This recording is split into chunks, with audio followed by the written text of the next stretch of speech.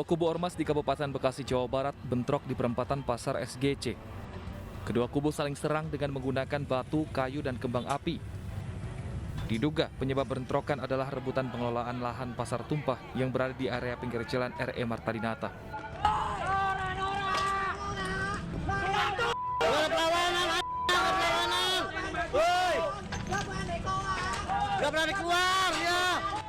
Akibat bentrok, arus lalu lintas pun terganggu sehingga para pengguna jalan baik roda 2 maupun roda 4 tidak berani melintas sehingga mengakibatkan kemacetan.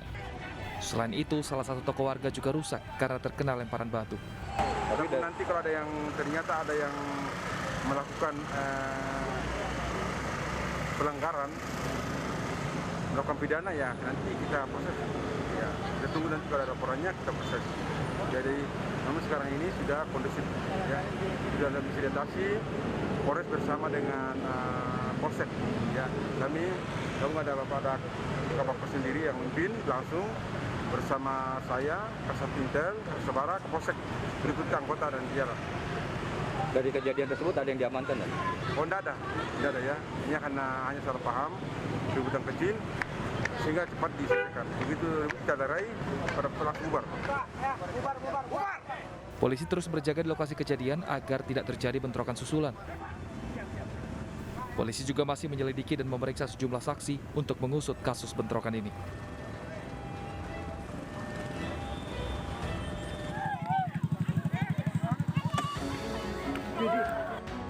Sebuah mobil yang ditumpangi 8 orang penumpang terjun ke jurang sedalam 20 meter lebih di Jalan Raya Pusuk, Sembalun, Lombok Timur, Nusa Tenggara Barat. 3 orang tewas di lokasi sementara 5 penumpang lainnya terluka, di antaranya 2 orang anak kecil. 3 orang penumpang yang tewas terlempar keluar saat kendaraan jatuh terguling hingga ke dasar. Warga sekitar histeris menyaksikan detik-detik mobil yang jatuh. Ya Allah, ya Tuhanku.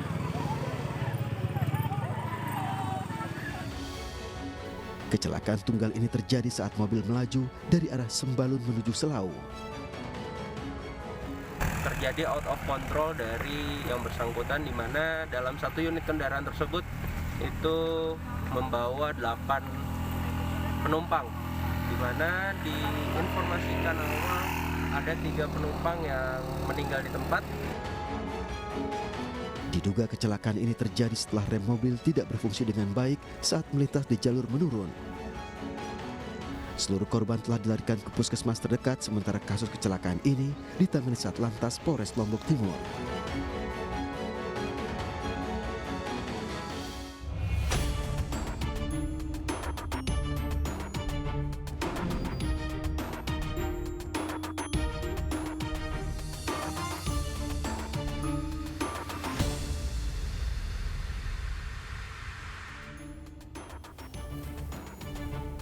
Terlibat cekcok, seorang adik tewas di tangan kakak kandungnya. Peluru yang berasal dari senapan angin menembus dada hingga korban meregang nyawa di lokasi kejadian. Peristiwa berdarah ini dipicu gara-gara korban melempari seekor anjing yang kerap masuk ke gubuknya menuju ke arah gubuk milik pelaku. Pemirsa, selain kasus gara-gara anjing kakak bunuh adik selama 1 jam ke depan, Realita juga akan menghadirkan berita-berita kriminal pilihan. Bersama saya, Arlis Tahadi.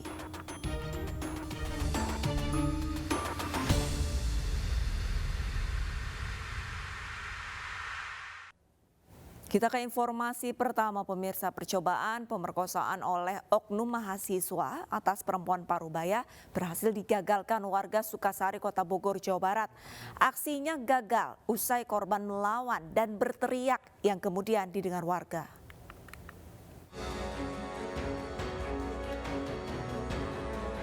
Seorang pemuda babak belur dihajar warga usai diketahui hendak memperkosa seorang perempuan Parubaya di wilayah Sukasari, Bogor, Jawa Barat. Aksi tak senonohnya berhasil digagalkan warga yang mendengar teriakan korban minta tolong. Percobaan perkosaan terjadi saat korban tengah beristirahat di rumahnya. Ini Pak, ada informasi dari Pak RW, kebetulan ada ketua RW-nya, Pak Ai. Ini yang namanya Aji diduga mau melakukan percobaan perkosaan. Adapun korbannya Bu Lilis. Nah, ini alhamdulillah udah diamankan sama kita bersama-sama dengan warga. Rencananya kita akan bawa ke Polsek Bogor Timur. Tugas mengevakuasi pelaku dari amuk warga dan membawanya ke Mapolsek Bogor Timur guna proses hukum lebih lanjut.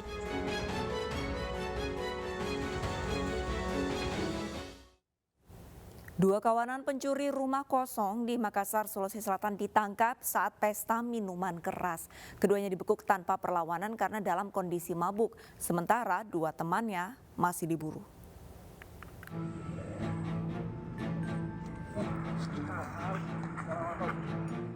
Aparat kepolisian dari Resmo Polsek Tamalan Raya Makassar akhirnya berhasil meringkus 2 dari 4 pelaku pencurian. Keduanya ditangkap saat berpesta miras di salah satu area ruko di Jalan Perintis Kemerdekaan Makassar. Dalam kondisi setengah mabuk, keduanya pun tak berkutik saat digelandang ke Mapolsek Tamalan Raya. Dua pelaku ditangkap karena mencuri di salah satu rumah warga yang ditinggal pemiliknya di Kecamatan Tamalan Raya, Kota Makassar. Pelaku berhasil membawa barang berharga milik korban dengan total kerugian mencapai 75 juta rupiah. Polisi mengamankan 1 unit kasur dan tiang besi penyangga panggung sebagai barang bukti. Keempat laki-laki ini kami amankan dan bawa ke kantor. Setelah di kantor kami interogasi, ternyata 2 yang terlibat. Itu pelaku pencuri modus di mana itu, Bang? Jadi modusnya masuk dalam rumah, sementara rumah tersebut sementara kosong, dan mengambil barang-barang korban. Dua pelaku yang tertangkap dikenakan pasal 363 KUHP dengan ancaman kurungan penjara di atas 5 tahun. Sementara polisi juga masih memburu 2 pelaku lainnya yang diketahui merupakan residivis pencurian.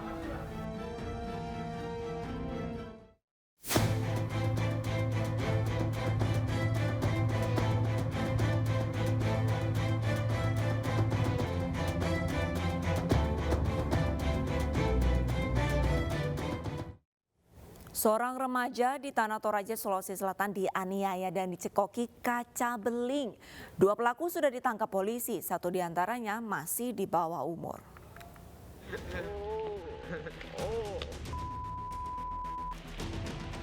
Pengeroyokan terhadap remaja berusia 17 tahun berinisial JZ terjadi di Lembang Letung, Kecamatan Sanggala Utara, Tanah Toraja. Korban dianiaya oleh 2 pelaku berusia 19 tahun dan 15 tahun. Penganiayaan ini terbilang sadis karena selain dipukuli, korban juga dicekoki kaca beling hingga mulutnya terluka parah. Polisi yang mendapat laporan dari orang tua korban pun langsung bertindak. 4 terduga pelaku diamankan, 2 diantaranya ditetapkan sebagai tersangka.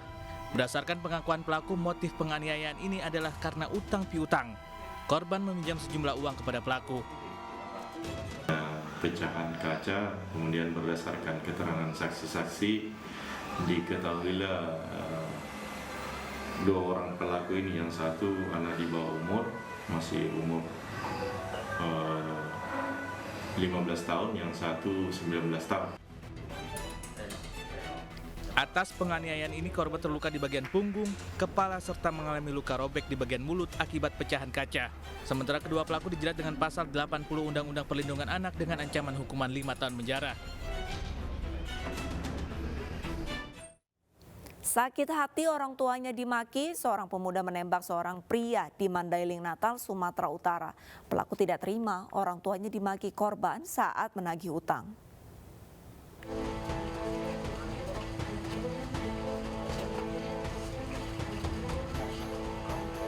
Pelarian AT berakhir usai menembak seorang pria di Mandailing Natal.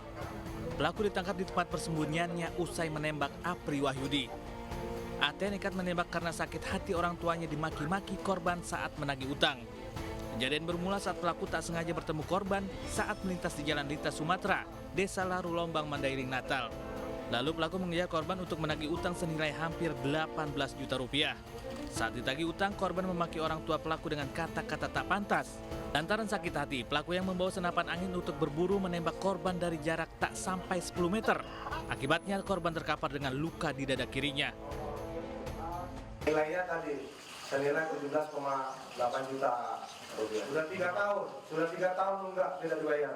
Karena dibilangnya orang tua aku, Pak, dimaki-makinya di sekolah aku. Oh, dimaki-maki orang tuamu? Ya, sebenarnya. Oh gitu. Akibat perbuatannya, pelaku mendekam di balik jeruji besi dan terancam hukuman 5 tahun penjara. Seorang nenek yang tinggal seorang diri di sebuah rumah kawasan Cileunyi, Kabupaten Bandung, Jawa Barat tewas dibunuh. Pelakunya merupakan seorang pemuda yang emosi setelah tidak dipinjami uang 2 juta rupiah oleh korban.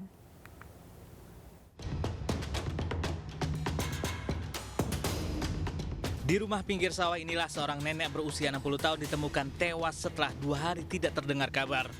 Korban tinggal seorang diri di komplek perumahan Raja Sanagara, Cileunyi, Kabupaten Bandung, Jawa Barat. Pelakunya merupakan rekan bisnis korban, DS, pria 34 tahun yang ditangkap di sebuah hutan kawasan Banjar. Pembunuhan dilakukan karena korban tidak meminjami pelaku uang 2 juta rupiah. Korban dianiaya dengan tangan kosong hingga tewas. Kematian korban baru diketahui saat para tetangga curiga tidak melihat korban selama 2 hari. Alasan awalnya kamu ke sana ngapain?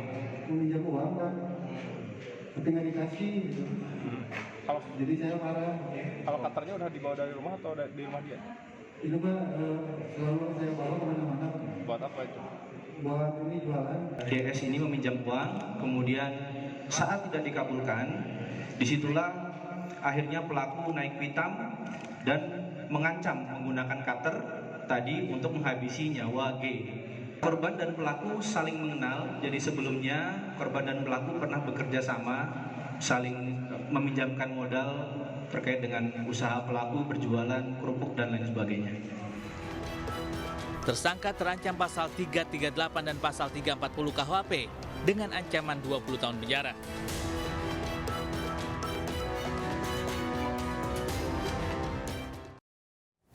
Sakit hati tidak diberi pinjaman uang Rp150.000. Seorang karyawan membunuh atasannya. Jasad korban dibuang ke jurang dan baru ditemukan 10 hari kemudian.